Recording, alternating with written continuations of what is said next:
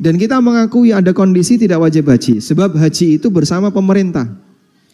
Kalau Anda membaca buku-buku akidah, nanti ada pembahasan wal jihadu wal hajju wal jum'ah ma'al imam.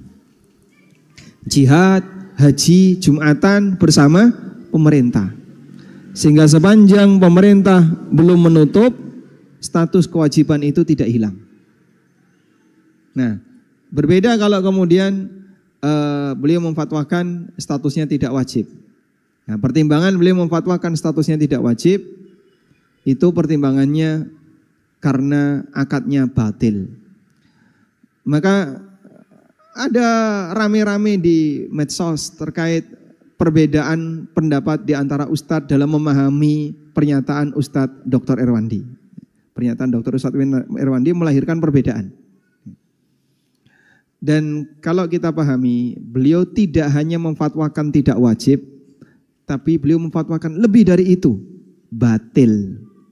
Makanya beliau minta tarik saja dananya. Saat ada yang tanya kan, saya sudah daftar sekian tahun, tarik dananya. Fatwa tidak wajib dengan fatwa menarik dana itu beda. Tidak wajib itu tidak sama dengan harus menarik dana. Misalnya, anggaplah tidak wajib turun jadi sunnah misalnya. Apakah perlu narik dana? Kalau tidak wajib turun jadi sunnah misalnya. Apakah perlu narik dana? Tidak. Tapi beliau menyuruh narik dana bukan karena tidak wajib. Lebih dari itu, batil itu. Sehingga yang melakukan akad itu hajinya bermasalah. Nah, pertimbangan kenapa batil? Wallahu alam, suudzon saya. Banyak teman-teman yang kurang paham. Ada satu yang jarang disinggung, yaitu beliau menyebut itu batil karena akad IMFD. IMFD itu apa? Ada yang sudah nonton video beliau? Sudah nonton belum? Sudah nonton? Hah? Riba. IMFD itu talangan, bukan. Yang sudah nonton video beliau. Beliau menyinggung ini sebenarnya. Tapi kayaknya banyak yang nggak paham. Apa sih Pak? Sudah nonton Pak? Sudah? Nggak ingat? Nah, yang utama yang bikin kenapa akad haji di Indonesia disebut batil karena IMFD ini. Apa Pak IMFD itu? IMF itu apa? International Monetary Fund. IMFD, ijarah mausuf fi dhimma. Ijarah mausuf fi dhimma. Nah, akad haji di Indonesia itu akadnya ini, ijarah mausuf fi dhimma. Baik yang reguler maupun yang plus, termasuk juga yang furoda. Tapi dari tiga ini, yang paling jelas furoda. Karena furoda itu hotelnya sudah pasti. Hotelnya furoda itu paling pasti. Hotel, pesawat itu pasti. Sedangkan reguler, hotelnya tidak pasti. Maskapainya juga nggak tahu. Cuman ada dua pilihan. Kalau nggak Saudi ya Garuda. Tapi hotelnya tidak pasti. Nanti mau hotel dekat, Anda misalnya daftar hari ini, untuk 30 tahun ke depan hotelnya mana? Ya wallahu alam. Tapi kalau pendaftaran furoda, di flyer, di poster sudah menyebutkan hotelnya di sini. Jadi kalau dilihat dari sisi kejelasan fasilitas, furoda lebih jelas daripada yang reguler dan plus. Plus daftarnya sekarang, hotelnya kapan? 7 tahun ke depan antrian. Sekarang bisa sampai 10 tahun.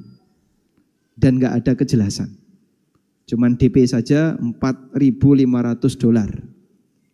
Baik. Nah, artinya semuanya di posisi IMFD. Bedanya antara furoda, reguler, dan plus. Kalau reguler dan plus, visanya dijamin pemerintah. Kalau furoda, tidak. Nah, sisi ketidakjelasan furoda di visa. Sisi ketidakjelasan reguler dan plus di fasilitas. Mafhum insyaallah. Jadi kalau bicara goror, semuanya goror. Semuanya goror. Namun kan bukan gorornya sebenarnya. Masalah akad batilnya di sini. Ijarah mausuf fi dhimma. Jadi ijarah mausuf fi dhimma itu kayak gini, Pak. Jual beli objek jasa. Jual beli objek jasa. Nah, transaksi objek jasa ini kan transaksi ijarah ya. Itu ada dua. Yang pertama, unit jasa sudah dimiliki. Seperti ini namanya ijarah al-ain. Namanya ijaratul ain. Sudah? Contohnya, saya punya 10 unit mobil dengan aneka merek. Mulai Avanza, kemudian Xenia saya ada, terus apa lagi? Innova saya punya, Brio juga saya punya. Anggaplah misalnya 4 merek ini ya. Dengan jumlahnya 10. 4 merek dengan jumlah 10. Sudah? Anda nyewa untuk bulan depan. Anda nyewa untuk bulan depan. Baik. Lalu Anda nyebut, saya pengen Brio untuk bulan depan. Siap. Berarti saya sudah punya unit belum? Sudah. Maka yang saya sewakan adalah unit Brio, tapi dipakai tahun depan atau dipakai bulan depan. Namanya ijarah al-ain. Paham? Dan ini mau bayar tunai di depan, mau DP dulu sekian persen, bebas. Karena unit jasa sudah saya punya. Paham ya? Baik. Travel booking tiket pesawat untuk 200 seat. Sudah booking. Lalu booking hotel untuk 100 kamar. Sudah? Booking LA. LA itu kelengkapan yang ada di sana ya, mulai dari makanan, transportasi dan seterusnya. Booking untuk 100 pack. Baik. Lalu dia jual. Nah, seperti ini namanya ijaratul ain. Itu pakai DP dulu boleh, tunai boleh. Paham ya? Nah, yang kedua, unit jasa belum dimiliki.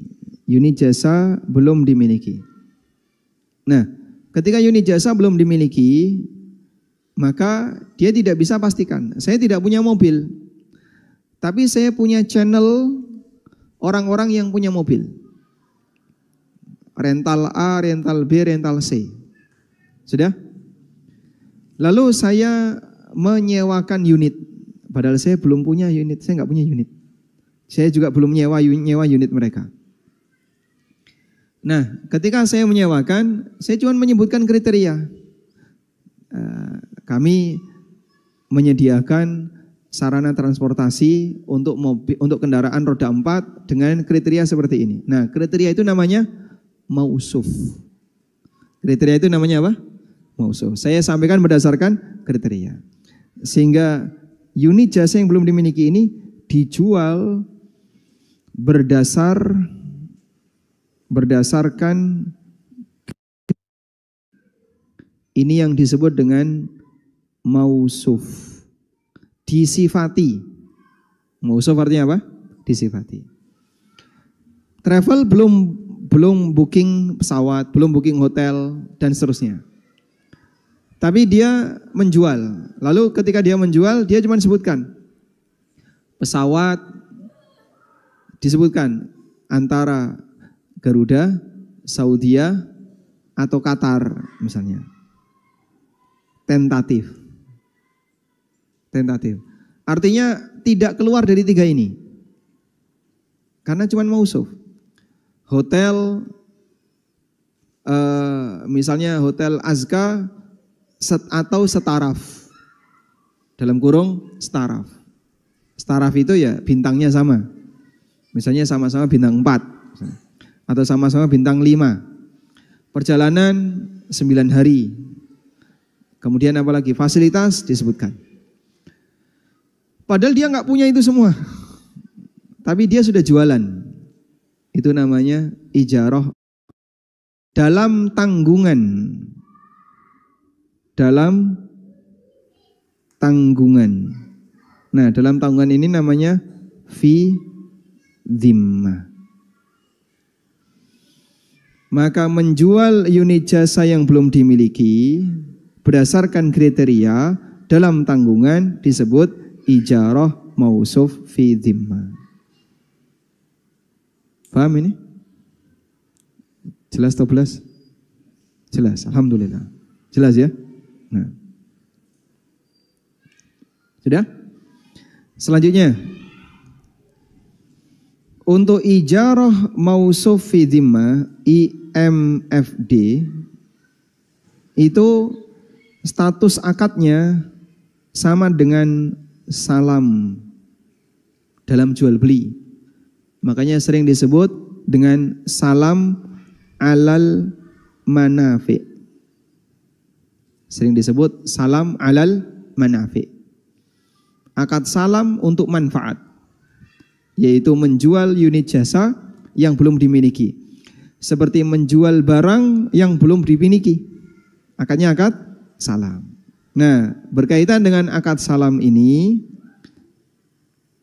maka jumhur mensyaratkan wajib tunai.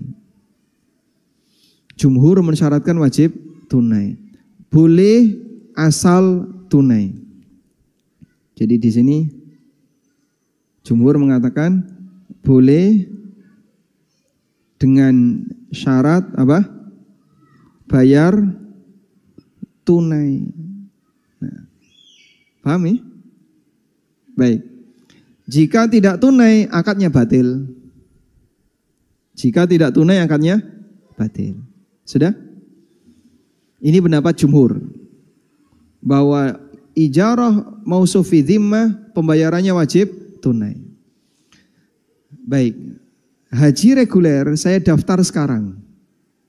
Itu kan sama dengan ijarah mausuf fi dhimmah ya. Karena pemerintah cuman menjamin ada pesawat sudah. Seperti apa? Wallahu alam. Cuman ada di sana gitu. Ya? Walaupun kriterianya cuma sedikit saja. Pokoknya dapat hotel, dapat pesawat, dapat makan. Pulang nggak mati pokoknya. Ya. Baik. Lalu dalam posisi itu mungkin nggak jamaah bayar tunai. Saya ulang.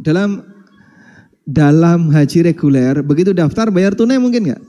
Nggak mungkin. Cuman bayar 25 juta. Daftar sekarang ya. Akadnya kan sekarang saat daftar itu. Itu bayar 25 juta. Tidak mungkin bayar tunai.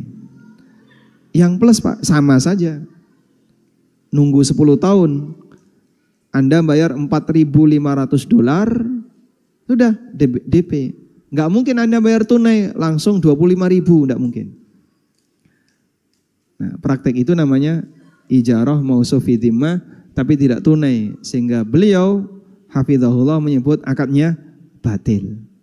Nah, di sini jika tidak tunai maka akad batil. Baik. Oleh karena itulah beliau minta yang sudah daftar tarik. Baik yang reguler maupun yang plus. Sudah sekian tahun Pak Ustadz tarik. Karena akadnya batil. Sehingga akad batil harus dibatalkan. Dan tidak boleh dilakukan. Nah, terus apa saya nggak kena kewajiban haji? Tidak wajib untuk Indonesia. Sehingga fatwa tidak wajib itu, setelah kau batalkan akad batilmu, selanjutnya kau tidak wajib untuk daftar. Baik. Namun ya, fatwa Majma' Fikih Islami di bawah OKI. Fatwa Majma' Fikih Islami di bawah OKI bahwa IMFD boleh tidak tunai.